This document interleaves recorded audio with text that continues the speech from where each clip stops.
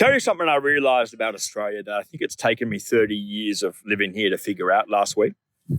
We must be the country in the world that spends the most time apologising for its past and being ashamed of its own existence, basically bar none.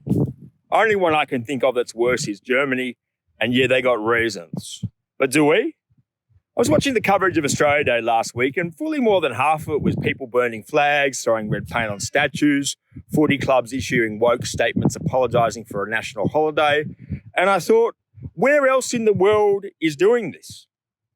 Now, a lot of the radical academics who campaign to change Australia Day will tell you that January 26 was some particularly dark or black day in human history, but it wasn't.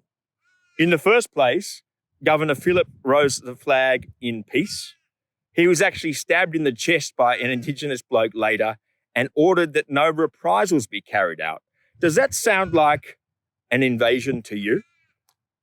The conflict between settlers and Aborigines came later, and it did come, but when that came with the expansion of the sheep industry and the expansion of land and conflicts over stolen animals.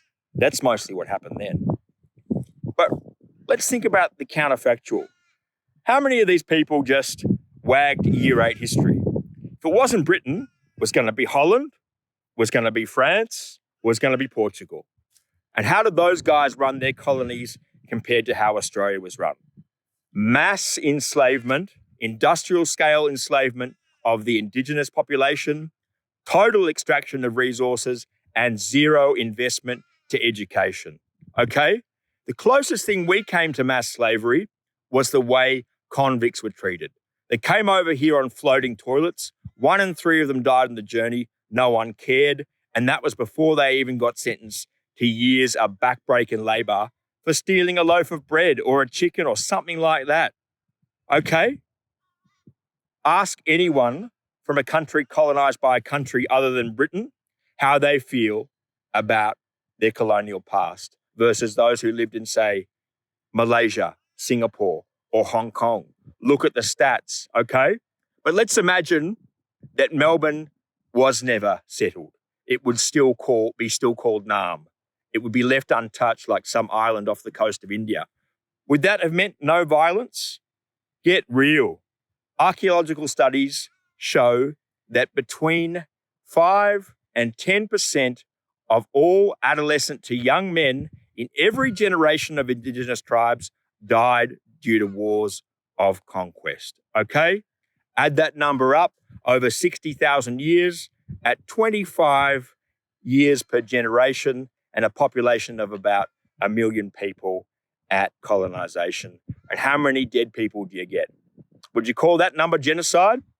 What about the 20% of people in New Zealand in the pre-colonial wars run by the Maori that led to 30% of people being wiped out in a couple of decades?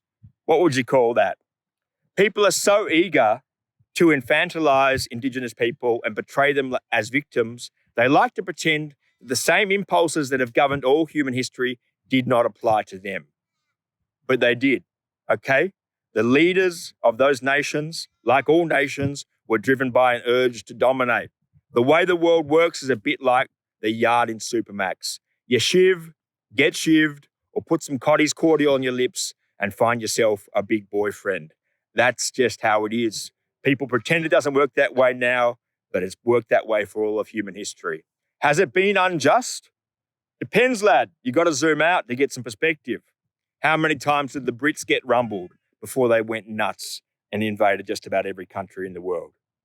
How many tribes were consolidated by the Maori and Aboriginal warriors who made one of the great breakaway plays in human history to conquer this territory down south that led to untold riches and territorial expansion? Huh?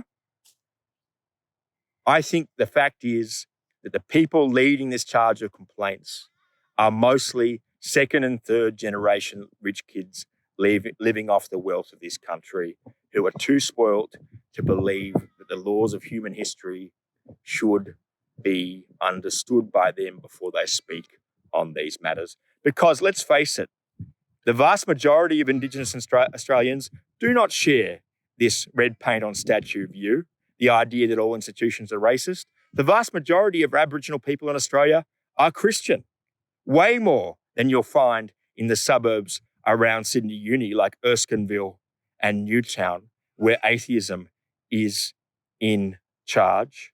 What do the people in the Torres Strait call British arrival? The coming of the light. That's how Christian they are. And yet, do any of these allies post articles on Facebook about these views? I just don't get it. Why do we spend the first month of every year apologizing for ourselves? Is it because it makes us look cool and compassionate? Is it because we've got so many people in cities that ideas that are woke and fashionable spread faster through Australian cities than other countries? I don't know why. But the way Belgium deals with its horrible past is they put up a museum and they talk about it a fraction as much as we do. Theirs is way worse. I just can't figure it out. But I think I've got a theory. These people feel like they have got something for nothing and they don't know how to process that. Yeah, you do. You are living off the proceeds of one of the greatest roughy bets to ever come good in human history. One of the first legislative achievements in this country was allowing feral pigs to roam freely in the street. One of the biggest political developments in our foundation was a government getting cooed over rum rations. Where are we today? World's 14th biggest economy. Booyah. Okay? The emotion you should be reaching for when you're living in your duplex in Newtown that your dad left you is not guilt, but it's gratitude, okay? Stop ruining it for the rest of us. I've got an idea for a New Year's resolution this year. Every time one of these self-loathing Aussies proposes sabotaging the nation by having us stop selling the main source of our wealth overseas, or calls for us to feel ashamed of who we are, we don't give them the top spot on the news because that's causing real harm.